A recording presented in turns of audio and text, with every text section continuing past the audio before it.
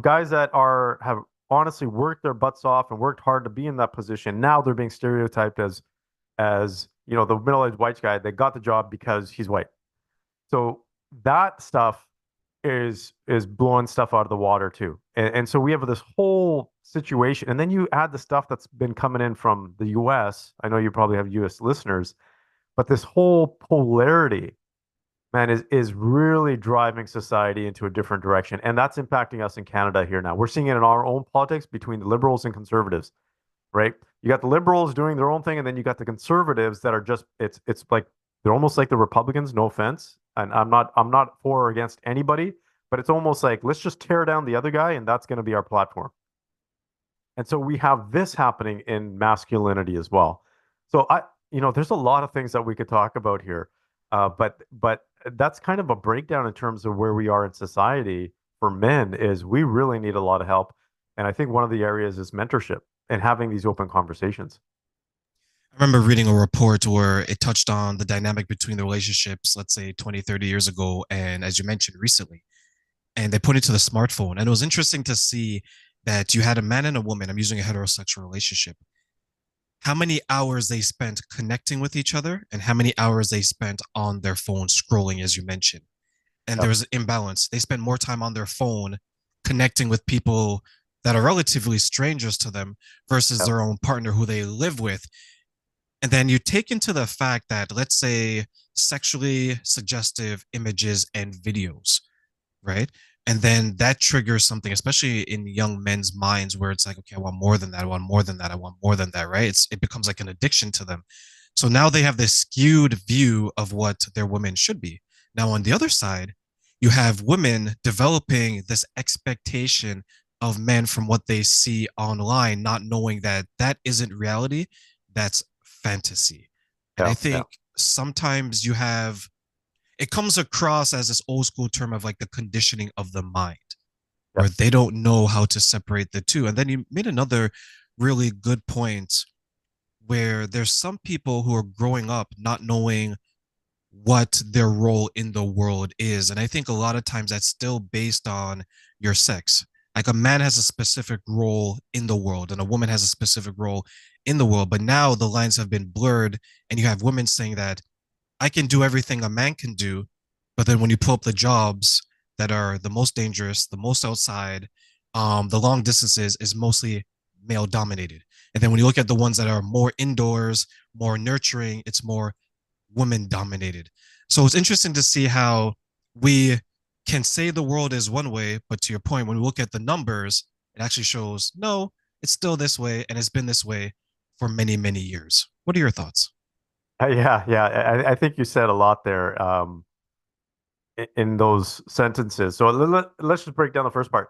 I completely agree with you. I think we've overlooked a number of areas, which is basic biology, right? And that's something that we haven't. We as men are bigger in physical stature and size for a particular reason, right? We are built to be dominant from that perspective.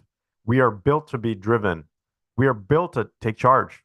And that's no offense to any women out there, but I think there's a misunderstanding. I'll give you a prime example. There's a huge drive for women to be CEOs, and I think they should be. I think absolutely they should be if that's their aspiration.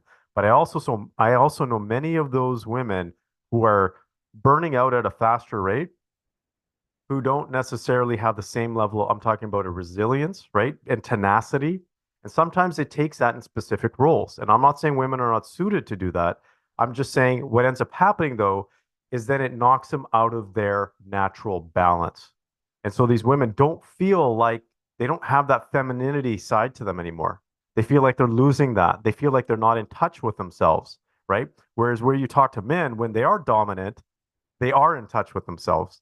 So there's a natural biology and psychology there that we've ignored. We're also taking a look at, and I think there's a food challenge there in terms of what we intake and the pesticides and quality food and hormones. But if you take a look at infertility rates, it's increasing in both men and women, right? So women are having a tougher time getting pregnant, and some of that has to do with men as well. But their fertility rates are being challenged right now. And why is that? Because women are having children later. They're more stressed out, right? And they are, I feel sorry for women because there's a lot of pressure on them to be professionals, to be everything to do with a mom and take care of the house. So there's a lot of pressure on them as well. I believe, like, if you take a look at people in their natural states, one of my old spiritual mentors said this, and it was really interesting. He said, our time started with men hunting and bringing home meat and women making soup. And he said, our time will end going back to men hunting and bringing home meat and women making soup because that's our natural spiritual biology. And one is not better than the other. That's the other thing too. I think we've lost touch of that. Since when do men and women need to compete? Like what's going on here? We should be complementing each other. That's the beauty of it. I'll give you something that I've been learning myself, even though this is the work that I've been doing, is my wife and I just recently took up dancing together. So my wife has used to salsa dance before we got married. And then when we got married, she stopped doing it. I guess you can't really do that when you're married and go and dance with other guys, right? But I said, I'm a secure guy, and I'll learn or whatever that is. But then we had kids and then I actually said, you know what, I'll start taking dance lessons. Let's do this, right? Because I know it was important to you, but I'll start doing this. But there's something phenomenal that I learned. And that is when you are dancing as whether let's just say a man or a woman, because that even saying that for some people feels like that's wrong, right? Some people will degrade and say, why are you saying man and woman? Why can't you just keep it neutral? But in this case, I'm going to say because 90% of relationships are heterosexual, I'm going to say man and woman. If you're dancing with your woman, the man is the leader in the dance. And that's what they will teach you. The male teachers, the instructors will teach you that. The female instructors will teach you that. And they will teach you as a man, you need to be a strong leader. If you're not a strong leader, it's going to be hard for the woman to follow you and for you guys to be in step and in sync. And the females will even say that too. They teach my wife, you got to be a good follower. You got to understand and look for the lead so that way you can dance to your tune. And when we dance, the funny thing is it's all about making the woman look good.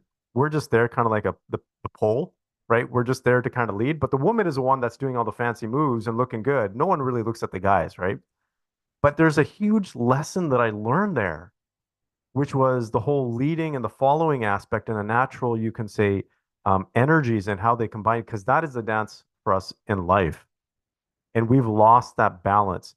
And when I am not a good leader, we don't dance well. If my wife is not a good follower and she tries to lead, we don't dance well. So that's a real practical example of where we are in society these days, where it's just simple biology, but also the psychology of how we work.